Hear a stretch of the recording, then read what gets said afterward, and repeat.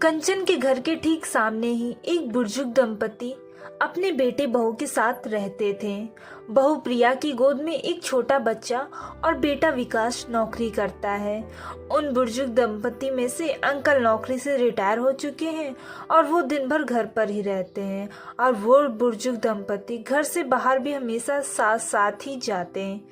कंचन अभी कुछ ही दिनों पहले इस घर में किराए पर रहने के लिए आई थी और जब भी उसका सामना उनसे होता तो वो उन लोगों से उनका हालचाल पूछने लग जाती। वो लोग सब कुछ बताने के बाद ये एक बात जरूर कह देते कि क्या बताएं, हम लोग इसलिए ज़्यादा परेशान रहते हैं कि हमारे बेटा बहू किसी काम के नहीं है। ये तो शुक्र है कि भगवान ने बेटी अच्छी दी है हमें।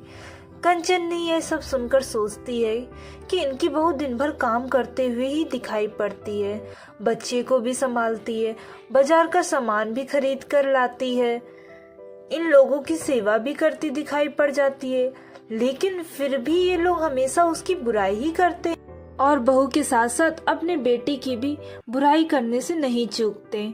जब से हमारी बहू आई है ना, तब से हमारा बेटा भी बिल्कुल बदल गया है। लेकिन हमारी बेटी सचमुच बहुत अच्छी है।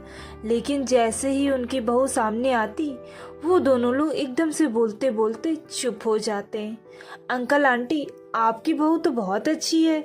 इतने दिन हो गए मुझको यहाँ रहते, एक दिन भी हमने उसकी तेज आवाज नहीं सुनी। सिर से उसका पल्ला तो हटता ही नहीं है, कंचन देखते हुए बोली।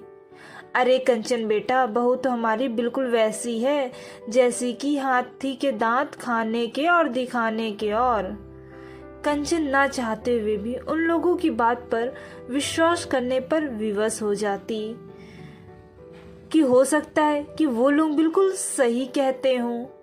कंचन के देवर की शादी थी तो उसकी सास ने उसको और उसके पति को महीने भर पहले ही बुला लिया था। उसके पति आनंद को आसानी से वर्क फ्रॉम होम मिल गया था। आज कंचन पूरे 2 महीने बाद अपने घर वापस आई थी और सामने बुजुर्ग दंपति की यहाँ तो नज़ारा ही बदला हुआ था।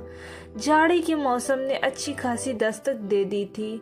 कंचन ने देखा कि उन बुजुर्ग दंपति की बहू उन दोनों को एक एक करके हाथ पकड़कर लाई और आराम से कुर्सी पर बिठा दिया। फिर शायद 2 कटोरियों में गर्मा गर्म सूप लेकर आई और खुद ही सामने बैठाकर उन्हें पिलाया भी।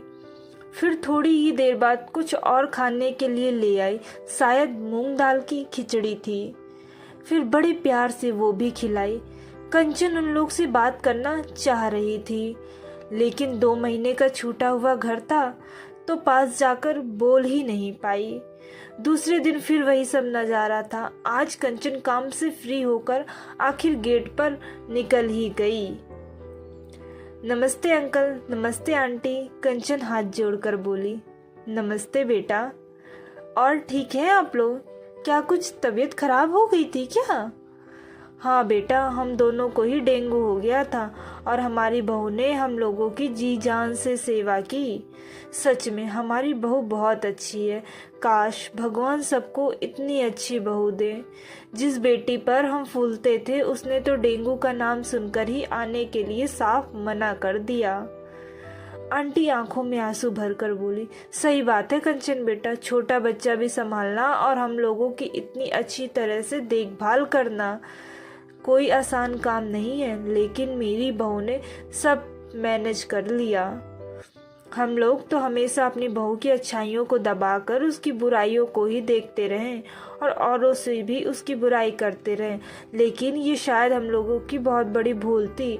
शायद हमारे समाज की ये विडंबना है कि बहू की अच्छाइयों को नकार कर सिर्फ उसकी बुराइयों को ही देखना। पर हम लोगों ने तो अब दृढ़ संकल्प ले लिया है कि आइंदा कभी अपनी बहू की बुराई होठों पर नहीं आने देंगे, क्योंकि जिंदगी तो बेटे बहू के सहारे ही कटनी है। कंचन ने महसूस किया कि उन दोनों के ही शब्दों में से पश्चाताप साफ झलक रहा था।